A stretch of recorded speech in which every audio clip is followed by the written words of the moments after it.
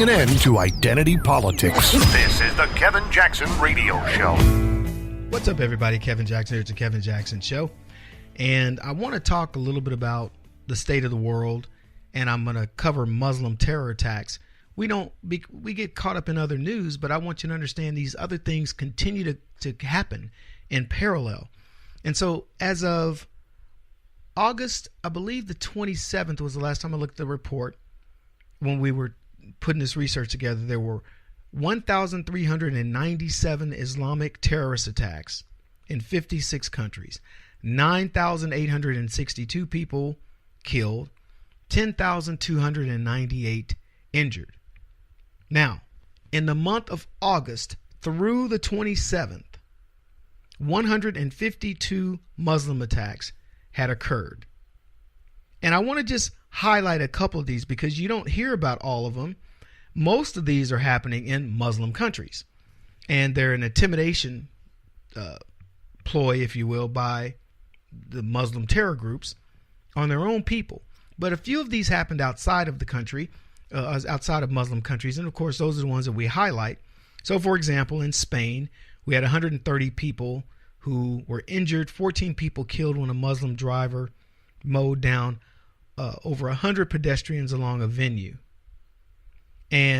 But here's another one that occurred, one in Finland, where 6 people were injured and 2 were killed. A man allegedly yelling Allahu Akbar stabbed 2 women to death in a city street. And then in Paris, Muslims living illegally there deliberately plowed his car into a group of soldiers. He wounded 6, but he killed none. Now, I want to go through and I just want to read to you some of these. These are beginning August the 1st. I captured a few of these, and I'm just capturing these randomly. But I want to give you an idea. From August the 1st through the 27th, when I got the research, here's a few of them. 0 people injured, 8 killed. A woman and a child are among a family of 8 obliterated in their own home by ISIS shrapnel. I'm just going to go through these. 3 wounded, 6 killed.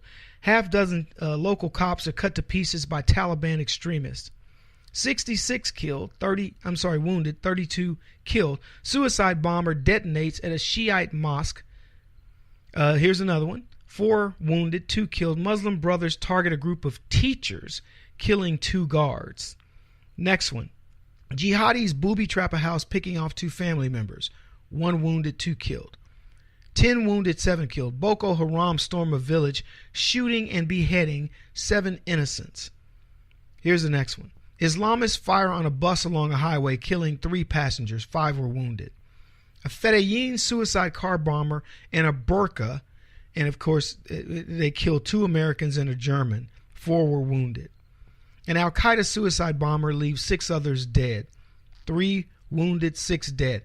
Now, I'm going to stop there for a second and just explain what I'm telling you. What I'm telling you are things that we are allowing to come into the United States.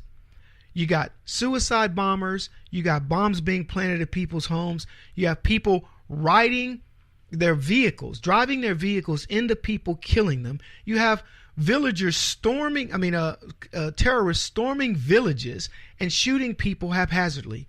And you ask us, why are we circumspect over refugee resettlement when we have 152 in the month of August, 152 examples? I didn't even go by and calculate the number of people killed, but it is amazing. Let me go on and give you some more of these. Al-Qaeda suicide bomber, that's where I left off. Supermarket employee stabbed by a radicalized Palestinian. Women and children, there was 1 wounded. Here's the next one. Women and children among the casualties of an Islamic State bomb blast. 4 wounded, 3 killed. Family of 5 exterminated by the Taliban. Next one. 3 women among 6 Buddhists hacked to death by Muslim insurgents. 6 killed. 2 women are among 3 civilians disassembled by Islamic bombers. 1 wounded, 3 killed. Suspected suicide bomber kills at least 5 near a foreign exchange market. 20 killed, 5 wounded. 2 bomb blasts leave 2 civilians dead. 10 wounded, 2 dead. A group fighting for Sharia launches RPGs at 2 vehicles, killing 1 occupant. Muslim terrorists open fire on a group of security personnel, killing 2. A Shaheed suicide bomber takes out 3 locals, wounds 12. And I could go on. But let me just tell you, folks, this is a dangerous ideology. And more importantly, the danger of leftism that wants you to buy into this is even more nonsensical. Now, that's as I said, I got 152 examples. I'm not going to do them all because I shoot the show on it. But I want to segue now into Chicago crime, because I've been talking about the number of blacks. 4,000 people killed in Chicago by homicide since 2009. And not a single one of them killed by any white nationalists, any Aryan Brotherhood, any neo-Nazi groups, or anything. In fact, the majority of these people who were killed were black people killed by other black people. And we're talking about neo-Nazis and statues and Confederate flags. This is amazing to me. It's appalling that we would even have this discussion. And we are. And it is considered a serious discussion. Oh my goodness. So let's talk a little bit about the crime in Chicago and the stats over the past few weeks. So when I give you these numbers, don't believe me. You can go to Chicago CBS Local weekend shootings. Just Google Chicago weekend shootings. I guarantee you this will come up. You can get the Chicago weekend shootings from the Chicago Tribune. They list them every week.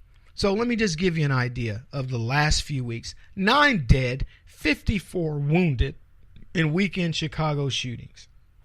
The week before that, 9 dead, 30 wounded in weekend shootings. The week before that, hey, it was a good week. Only 3 killed, 27 wounded in Chicago weekend shootings. The week before that, 4-year-old boy among 35 people shot in Chicago weekend violence. 6 people killed, 35 wounded in weekend violence across Chicago. 10 killed, 42 wounded in weekend shootings across Chicago. 2 dead, 38 wounded in weekend shootings across Chicago. Hey, only 2 dead. You gotta like that. Here's another one. Guns, warm weather, booze drive shooting surge over a holiday weekend. I'm just going back, folks. This is right on the website. You can go look for yourselves. 8 killed, 49 wounded in weekend shootings so far. This month. 6 killed, 37 wounded. I'm just going back week after week. 4 killed, 31 wounded in weekend shootings. 5 killed, 25 wounded. Now I'm just going to arbitrarily click on the link of 2 dead, 38 wounded. Now, you know what I'm going to do? I'm going to do a different one because I want to be able to give you a better idea of who's getting killed. And the reason I bring this up is because we talk about, the cops are killing people and what's going on in the country in terms of who's being killed.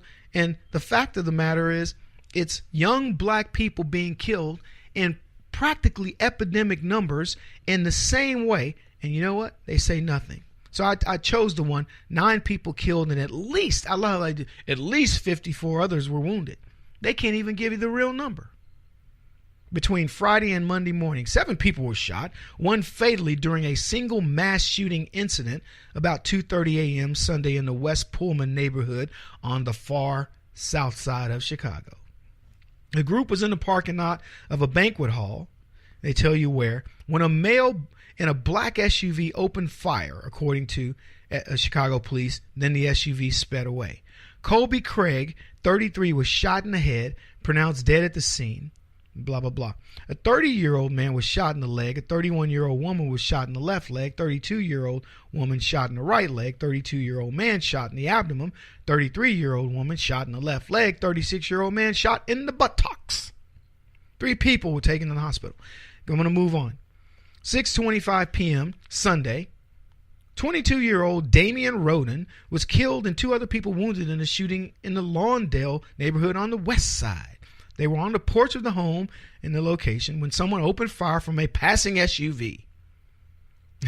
Shot in the head, pronounced dead at the scene. A 17-year-old boy was shot in both legs and taken to Mount Sinai. 18-year-old man was shot in the right thigh, taken to Stroger Hospital. They were both in good condition. Here's another one. 5:10 a.m. Sunday, 30-year-old man was gunned down in the Brighton Park neighborhood on the southwest side. Benjamin Robles, 30, was in a vehicle about 5:10 a.m.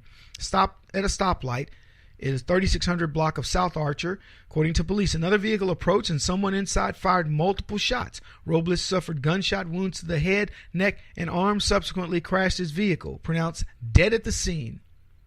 I could go on, folks.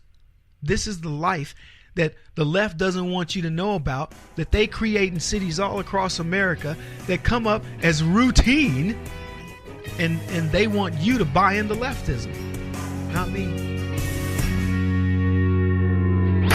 He won't stop until he's the top-rated radio talk show host in America. What kind of weird competitive freak are you? This is the Kevin Jackson Radio Show.